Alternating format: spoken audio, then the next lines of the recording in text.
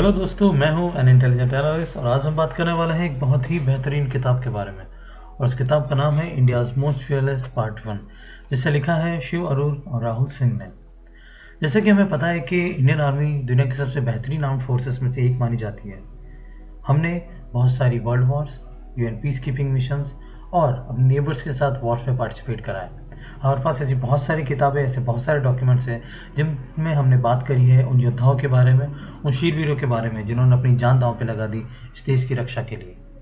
लेकिन सिर्फ ये वॉर्स ही वो वक्त नहीं था जब हमारे देश के वीरों ने अपनी जान न्यौछावर करी है। इसके अलावा भी कंसिस्टेंटली हम हमारी नेबरिंग कंट्रीज़ के साथ किसी न किसी प्रकार के युद्ध में, किसी भी प्रकार के इश्यूज़ में हमेशा जुड़े रहते हैं। और इसकी वजह से आए दिन हम देखते हैं कि कुछ न कुछ हो जाता है हमारे देश की सीमा पर, हमारे देश के अंदर, और हमारे जो वीर हैं वहाँ पे फिर से अपनी जान की बाजी लगा के इस देश की रक्षा करते हैं। शिव अरोर और राहुल सिंह ने ऐसे ही कुछ योद्धाओं के बारे में अपनी किताब इंडियाज़ मोस्ट फियरलेस में बात की है, जो आज के नए ज़माने के योद्धा हैं। अगर मैं ऑथर्स की बात करूं तो शिव अरोर एक इंडियन जर्नलिस्ट और ऑथर हैं। वो इंडिया टुडे टीवी के एडिटर और एंकर हैं। वो इसके साथ ही उन्होंने बहुत सारी कॉन्फ्लिक्ट रिपोर्टिंग भी करी है डिफेंस जोन्स में, जैसा कि कश्मीर, श्रीलंका और लीबिया। यहाँ पे जाके भी उन्होंने बहुत रिपोर्टिंग करी है। उन्होंने एक फिक्शनल किताब भी लिखी थी जिनका नाम है ऑपरेशन जिन्ना, जो 2017 में लिखी थी, और इंडियाज़ मोस्ट फियरलेस पार्ट 1 को को ऑथर किया है। और इसके साथ उन्होंने पार्ट 2 और पार्ट 3 को भी को ऑथर किया है। अगर मैं राहुल सिंह की बात करूं तो राहुल सिंह एक सीनियर एसोसिएट एडिटर है हिंदुस्तान टाइम्स में, और उन्होंने बहुत सारे डिफेंस और मिलिट्री अफेयर्स को कवर किया है पिछले 2 दशकों में। इसके अलावा उनकी बहुत ही गहरी रिपोर्टिंग है इंडियन मिलिट्री के बारे में, उन्हें बहुत ही गहरा नॉलेज है इंडियन मिलिट्री के बारे में। उन्होंने बहुत सारी न्यूज़ ब्रेक करी है, बहुत सारी बड़ी बड़ी पहलुओं पर उन्होंने बात की है और अपनी ओपिनियन रखी है। इसके अलावा राहुल ने भी बहुत सारे कॉन्फ्लिक्ट जोन जैसा कि कश्मीर, इंडिया का नॉर्थ ईस्ट और कॉन्गो में रिपोर्टिंग करी है। अगर मैं इस किताब के पॉजिटिव पहलुओं की बात करूं तो मुझे जो इस किताब का कॉन्सेप्ट है वो सबसे ज़्यादा अच्छा लगा है। शांति काल के जो हमारे योद्धा हैं, जिनके बारे में इतनी ज़्यादा बात नहीं होती है, जिनकी शहीद होने की खबरें सिर्फ एक अखबार की न्यूज़ बन के रह जाती है, उनके बारे में जानना, उनके जीवन के बारे में जानना एक बहुत ही दिलचस्प चीज़ था। और हमें ये हमेशा याद रखना चाहिए कि जो योद्धाओं ने अपनी जान दी है बिना युद्ध के भी, और जो हर रोज़ इस देश के लिए कुछ न कुछ कर गुजरने के लिए तैयार रहते हैं, उनके बारे में जानना, उनको पूजना बहुत ही ज़रूरी है इस देश के लिए। और हमें हमेशा उनकी वैल्यू करनी चाहिए। और इस किताब में हमें वही बात बताई गई है। इंडियाज़ मोस्ट फियरलेस पार्ट 1 में टोटल 14 स्टोरीज हैं जो मॉडर्न टाइम के हीरोज़ के बारे में बात करती है।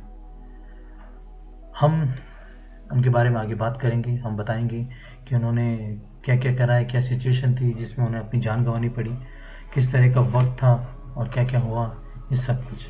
शिव अरोर और राहुल सिंह ने ज़्यादातर इंडियन आर्मी के जो जवान थे उनके बारे में बात करी है, और इसके अलावा उन्होंने कुछ चैप्टर्स में इंडियन एयरफोर्स और इंडियन नेवी को भी कवर करा है। ज़्यादातर जो स्टोरीज़ हैं वो एलीट फोर्सेस जो है इंडियन आर्म फोर्सेस की, जैसे कि पैरा एसएफ, मार्कोस और फाइटर पायलट्स, उनके बारे में काफ़ी कहानियाँ उन्होंने इंक्लूड करी है।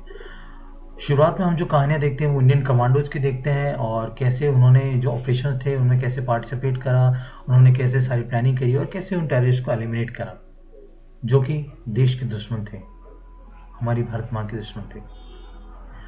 उन्होंने जिस तरह से सारी कहानियों की डिटेल्स कवर करी है वो बहुत ही बेहतरीन है। उन्होंने ऐसी कोई भी इंफॉर्मेशन बाहर रिवील नहीं करी है जिससे की वजह से उन सैनिकों की जान पे बनाए, लेकिन उन्होंने ऐसी कोई डिटेल छोड़ी भी नहीं है जिसकी वजह से स्टोरी पे मजा ना आए।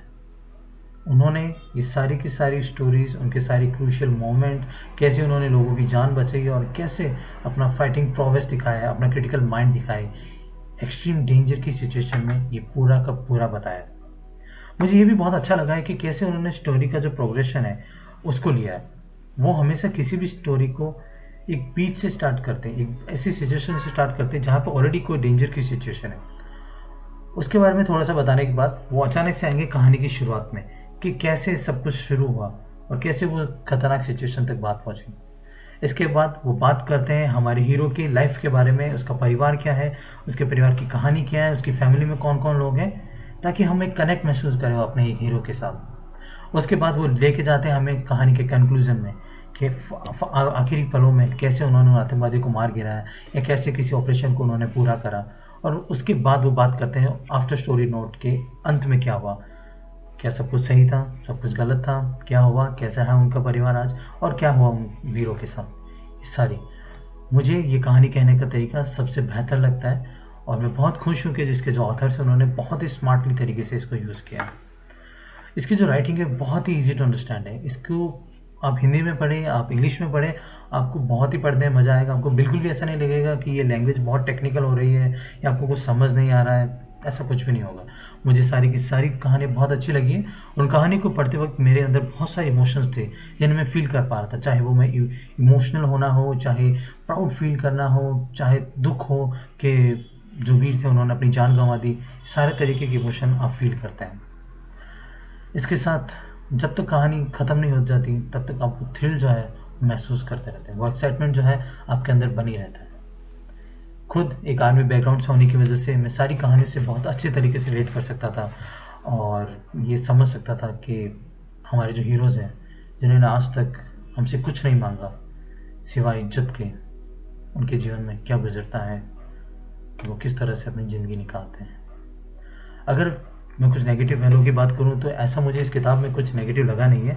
हालांकि जो ज़्यादातर कहानियाँ थी उनमें हमारे जो हीरोज़ थे उन्हें अपनी जान गंवानी पड़ी, वो शहीद हो गए और उनको पढ़ के थोड़ा सा दुख होता है, बहुत बुरा सा लगता है अंदर कि इतने नौजवान, इतने ब्राइट फ्यूचर वाले लोगों को अपनी जान गंवानी पड़ी। मैं ज़रूर चाहूँगा कि आने वाले चैप्टर्स में या आने वाली किताबों में वो उन लोगों की कहानी भी कवर करें जिन्होंने अपनी जान ना गंवाई और वो आज एक लिविंग लेजेंड है, जो आज भी जिंदा है और आज अपनी कहानी खुद सुनाते हैं और इस देश के जो नौजवान हैं उनको खुद मोटिवेट करते हैं। अगर ऐसा करते हैं तो मैं शिव अरोरा और राहुल सिंह का बहुत ही शुक्रगुजार रहूँगा। अगर मैं कंक्लूजन की बात करूँ तो मैं इस किताब को देना चाहूँगा 5 में से 4.5 सितारे। इंडियाज़ मोस्ट फियरलेस पार्ट 1 बहुत ही अच्छी बुक है। इसको हर एक को पढ़ना चाहिए और इसके बारे में बात करनी चाहिए। हमें अपने हीरोज़ के बारे में और जानना चाहिए और हमें उनकी जो कहानियाँ हैं उनको बार बार सबको सुनाना चाहिए, सबको पता होना चाहिए और हमें हमारी जो अगली पीढ़ी है उसको इस रिस्पॉन्सिबिलिटी के लिए तैयार करना है और उसके लिए किताबें एक बहुत ही महत्वपूर्ण पार्ट है। इस किताब का पार्ट 3 ऑलरेडी आ चुका है और मैं बहुत ही एक्साइटेड हूँ इसके नेक्स्ट पार्ट पढ़ने के लिए। अभी कुछ दिनों में मैं पार्ट 2 शुरू करने वाला हूँ और होपफुली जो पार्ट 2 है वो पार्ट 1 से भी बेहतर होगा। और इसी के साथ thank you so much Rahul Singh, Shiv Arun इस किताब को लिखने के लिए और हमें उन हीरोज़ के बारे में बताने के लिए। और इसी के साथ मैं अपना रिव्यू समाप्त करना चाहूँगा। आप सुन रहे थे एन इंटेलिजेंट एनालिस्ट। अगर आप इसने पसंद करा है तो आप इसे लाइक दीजिए, इसको सब्सक्राइब कीजिए और अपने दोस्तों के साथ शेयर कीजिए। Signing off an intelligent analyst.